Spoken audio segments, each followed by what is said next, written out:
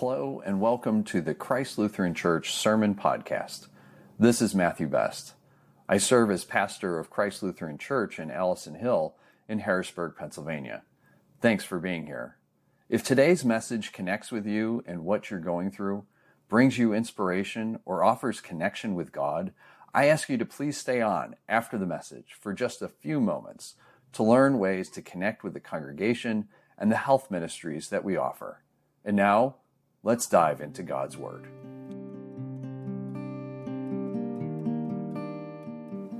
Our reading comes from the book of Ruth, chapter 2. Now Naomi had a kinsman on her husband's side, a prominent rich man of the family of Elimelech, whose name was Boaz. And Ruth the Moabite said to Naomi, "Let me go to the field and glean among the ears of grain behind someone in whose sight I may find favor." She said to her, "Go, my daughter." So she went. She came and gleaned in the field behind the reapers. As it happened, she came to the part of the field belonging to Boaz, who was of the family of Elimelech. Just then Boaz came from Bethlehem. He said to the reapers, "The Lord be with you." They answered, "The Lord bless you." Then Boaz said to his young man who was in charge of the reapers, "To whom does this young woman belong?" The young man who was in charge of the reapers answered, "She is the young Moabite woman who came back with Naomi from the country of Moab." She said, "Please let me glean and gather among the sheaves behind the reapers." So she came, and she has been on her feet from early this morning until now, without resting even for a moment. Then Boaz said to Ruth, "Now listen, my daughter. Do not go to glean in another field or leave this one, but keep close to my young women. Keep your eyes on the field that is being reaped and follow behind them. I have ordered the young men not to bother you. If you get thirsty, go to the vessel and drink from what the young men have drawn." Then she fell prostrate, with her face to the ground, and said to him, "Why have I found favor in your sight, that you should take notice of me, when I am a foreigner?" But Boaz answered him, "All that you have done for your mother-in-law since the death of your husband has been fully told to me. How you left your father and mother in your native land and came to a people that you did not know before. May the Lord reward you for your deeds, and may you have a full reward from the Lord, the God of Israel, under whose wings you have come for refuge." Then she said, "May I continue to find favor in your sight, my Lord, for you have comforted me and spoken kindly to your servant, even though I am not one of your servants." At mealtime Boaz said to her, "Come here and eat some of this bread and dip your morsel in the sour wine." So she sat beside the reapers, and he heaped up for her some parched grain. She ate until she was satisfied, and she had some left over. When she got up to glean, Boaz instructed his young men, "Let her glean even among the standing sheaves, and do not reproach her. You must also pull out some handfuls for her from the bundles and leave them for her to glean, and do not rebuke her." So she gleaned in the field until evening. Then she beat out what she had gleaned, and it was about an ephah of barley. She picked it up and came into the town, and her mother-in-law saw how much she had gleaned. Then she took out and gave her what was left over after she herself had been satisfied. Her mother-in-law said to her, "Where did you glean today, and where have you worked? Blessed be the man who took notice of you." So she told her mother-in-law with whom she had worked, saying, "The name of the man with whom I work today is Boaz." Then Naomi said to her daughter-in-law, "Blessed be he by the Lord, whose kindness has not forsaken the living or the dead." Naomi also said to her, "This man is a relative of ours, one of our nearest kin." Then Ruth the Moabite said, "He even said to me, 'Stay close by my young men until they have finished all my harvest.'" Naomi said to Ruth, her daughter-in-law, "It is better, my daughter, that you go out with his young women, otherwise someone might bother you in another field." So she stayed close to the young women of Boaz, gleaning until the end of the barley and wheat harvests, and she lived with her mother-in-law. The word of the Lord. Thanks be to God. So last week we met Ruth and Naomi on the road, if you remember, two women with nothing. Naomi had buried her husband and her two sons, in a foreign country, and they were walking back to Bethlehem. This is at the end of the story. And Naomi's walking with her daughter-in-law, Ruth, who refused to leave her side. Naomi was broken, if you remember. She told people to stop calling her Naomi, which means pleasant, and instead call her Mara, which means bitter, because that's what her life had become. And Ruth is a Moabite woman, as we heard, a foreigner, a widow, walking into a land that was not her own, to be with a woman who had told her to go back home. This is not a happy story at this point. But Ruth says no, if you remember. I can always hear the song, where you go, I will go, all that we heard last week. And that's where we left them, at the edge of Bethlehem, with no husband, no sons, no money, no plan, just each other. This week, they need to eat. Go figure. So Ruth goes out to glean in the fields. So gleaning, what is this gleaning? If you grew up in the church, you may have heard about gleaning before. It comes from the law, Leviticus 19. Leviticus 19 is not usually one of the verses that comes out when we get religious debates. I don't know why, but it says that when you harvest your field, you don't harvest all the way to the edges. And you don't go back for what the harvesters missed or dropped. You just go and you harvest, and you're going to miss some stuff along the way. It's the idea. And you leave it for the poor, for the foreigner, for the widow. That's what gleaning is. So when you read about gleaning in Leviticus, it's a law. It's an instruction. It's clean and orderly and rather abstract. It's a principle and a policy. This is what shall be done. You can read it, discuss it, agree with it, disagree with it, argue about whether it's still relevant, analyze the Hebrew, write a commentary, all that stuff gets done. And the whole time it stays an idea. But then you get to Ruth 2. And now there's a person. It gets complicated. Now there's a Moabite woman in the hot sun, bent over in the fields behind the harvesters, picking up what they leave behind. She's been at it since early morning, we're told. She gets one short rest in a makeshift shelter, and I'm sure her back aches. She's far from home, or what used to be home, and she's in a field that doesn't belong to her. And everything she's going to eat tonight depends on what she can gather before she runs out of light. Suddenly, the law is no longer abstract anymore. This is what happens when a real person shows up. The idea gets complicated. The picture of poverty that lives inside of so many people's heads doesn't look like the person that's in front of you. Because the person in front of you has a name and a history, a face, a special kind of hard day that doesn't fit neatly into anybody's theory. I've seen gleaning in practice. Years ago, I feel old. Years ago, I worked at Project Share in Carlisle, which is a food pantry. And one of the things that we did is we worked with local farmers who set aside portions of their harvest for volunteers to come out and glean. Often, we would have people who were going to receive the food would also come along to do the gleaning themselves. And we'd be out in the field together and picking what the harvest had left behind, and it would be brought back and it'd be given away. It's Ruth 2 in practice still today, thousands of years later. The farmers did this because of their faith. They saw it as a way to give back to God for what God had provided. The growing crops were not their own. They were a gift, and they wanted to share that gift. It's beautiful. One time when we were gleaning watermelons on a hot day, they get heavy, by the way. After a couple hours in the heat, the farmer came over, picked up a watermelon, set it down right in front of us, and sliced it open for us to eat. And I don't know if it was the best watermelon I had ever had because it was genuinely exceptional, or because we were hot and tired and we'd been working hard.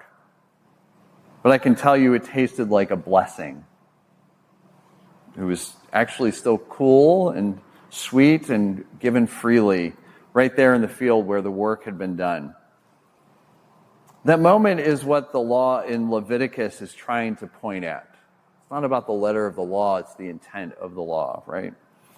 That's what Boaz is living out in Ruth 2. Abundance given, dignity preserved, a person seen and fed and refreshed right where they are.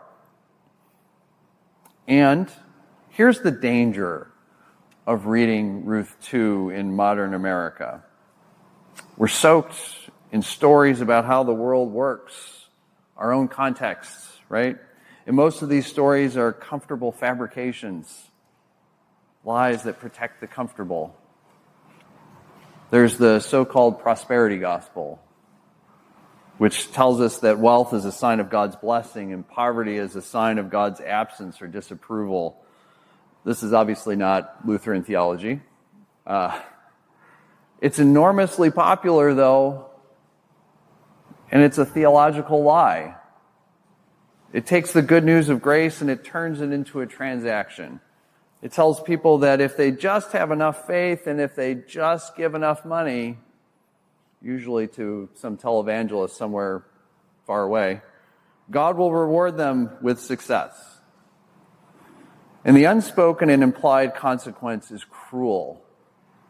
If you're poor, if you're sick, if you're suffering, somewhere along the line you didn't do enough to earn God's favor, that's not the gospel. It's the opposite of the gospel. And then there's the Horatio Alger stories that you might be familiar with. He was a 19th century writer who published over hundreds of novels with the same basic plot. You probably know these. There's a poor boy. Through hard work and honesty and a little luck, he rises to prosperity. You know, a pick yourself up by the bootstraps kind of story. They were fiction, but they became the founding mythology of what we call the American dream.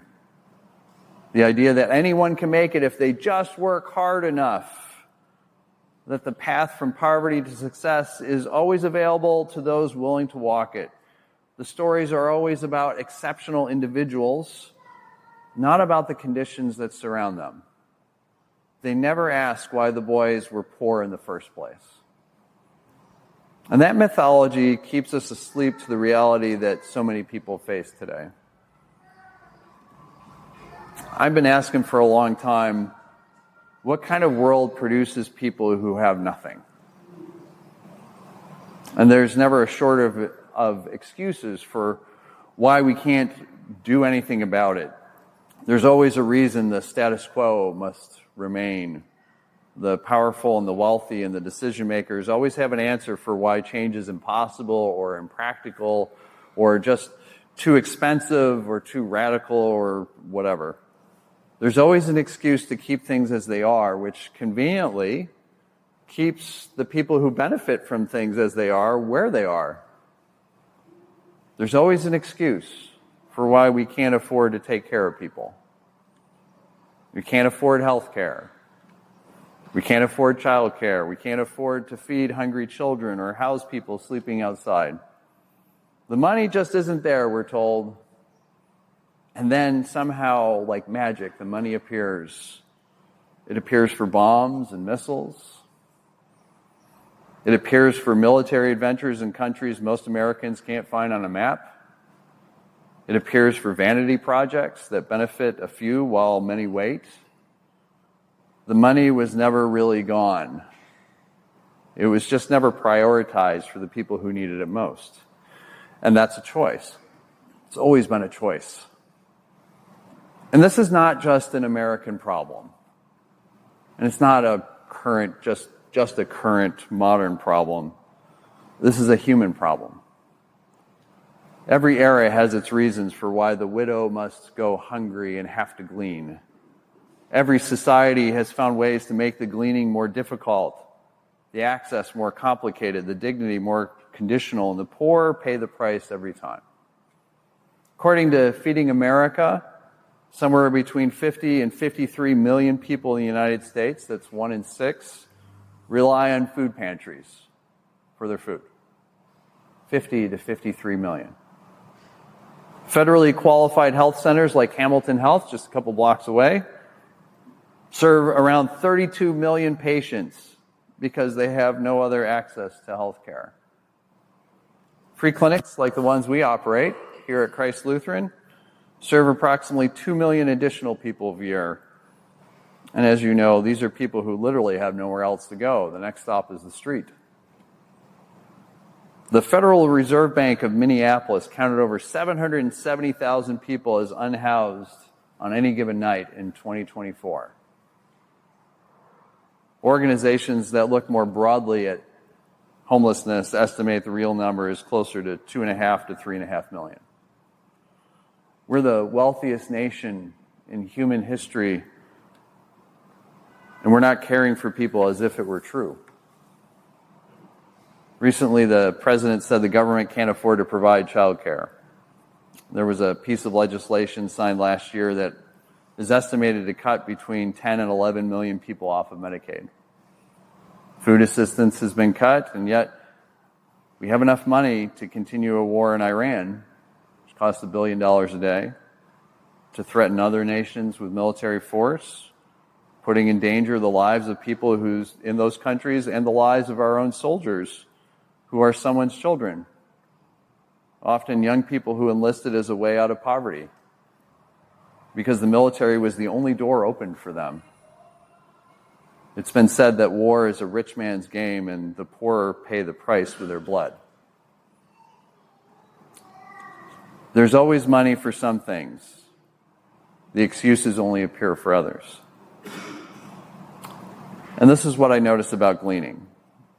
As ancient as it sounds, at least gleaning in Scripture didn't require paperwork. No forms to fill out, no proof of identity, no appointment to reschedule, no case number, no waiting in line for someone to decide whether you deserve what you need. Ruth walked into the field and worked. Literally what she did. It wasn't even on her property. What she gathered was hers, and what Boaz gave her, she received freely. Certainly not a perfect solution, but my gosh, it seems like an improvement. I've been on community panels over the years and overheard very confident and successful men say things like, if you can't get a job right now, you must not be trying. Yeah, oh. And I wanted to lean over, and I didn't because I didn't think it would go anywhere, and ask these questions to folks who have said that. Are you ready to hire someone who doesn't have access to a shower? What about the person who wears the same clothes every day because they don't have a washer or dryer available to them? Are you willing to hire someone who doesn't have a permanent physical address, which you need to fill out an I-9 form, which is required by the federal government? How do you do that? What about somebody who needs health care on day one? What I understood since that time is that what that man was saying and who I was talking about are not the same people. He was talking about an abstract person, a hypothetical, a category, a figment of his imagination of what poverty looks like. I was thinking about Jeff and Ron and CJ and Michael and so many other people. People that I know by name, whose stories I know, this guy would never consider hiring. Think about it this way with Ruth. Ruth walks into that field as an abstraction. A Moabite, a widow, a foreigner, a poor woman gleaning. Put her in a category and she's easy to dismiss, a statistic, a problem, just a blur. But Boaz doesn't leave her as an abstract. He sees her, he notices her, he asks about her.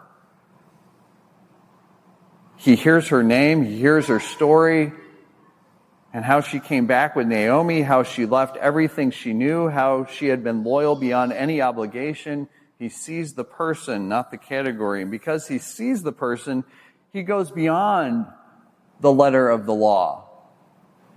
He tells his workers to leave extra for her. He invites her to eat with the workers. He gives her water. He protects her. He blesses her. This is grace.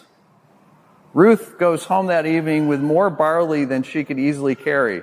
She goes home with food for the night and probably for the whole week. She goes home with hope, which is something she had not had in a very long time. And Naomi, if you remember, wanted to be called Mara, bitter, because the Lord had dealt bitterly with her. She sees what Ruth has brought home and says, "Blessed be the man who took notice of you. Blessed be the Lord who has not withdrawn his kindness from the living or the dead." Naomi starts to have life again. The good news of this chapter is not that Ruth worked hard and her hard work paid off. That's reading through an American lens and a lot of history as well. That puts all the responsibility on Ruth and on you and on every person who's ever struggled, as if the right attitude and enough effort is all that stands between anyone and abundance. And she goes into that field as a Moabite widow with nothing, no status, no security, no future by any reasonable measure, and Boaz sees her. He sees her loyalty to Naomi. He sees her humility and her humanity. He treats her with dignity that nobody required of him. God sees her too. Boaz calls her to come under the shelter of God's wings.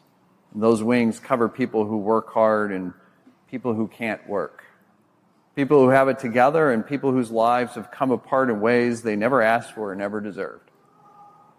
The wings don't check your paperwork. Some of you know what it's like to be overlooked, to feel invisible, to have a situation too complicated for anyone to understand, to be a problem to be solved rather than a person to be known.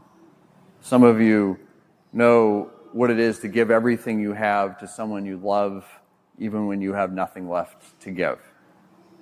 Ruth does that. She gives what little she has to Naomi. She's not the poster child for self-sufficiency. She's the picture of love and loyalty under impossible circumstances. And she is seen, not because she earned it in some calculated way, because God's eye is on her. God's provision is moving through the story and through Boaz and making a way where there was no way. It's not a gospel of bootstraps. It's a gospel of grace. Grace does not say you worked hard enough, now you can rest. Grace says you're already covered, already seen, already valued.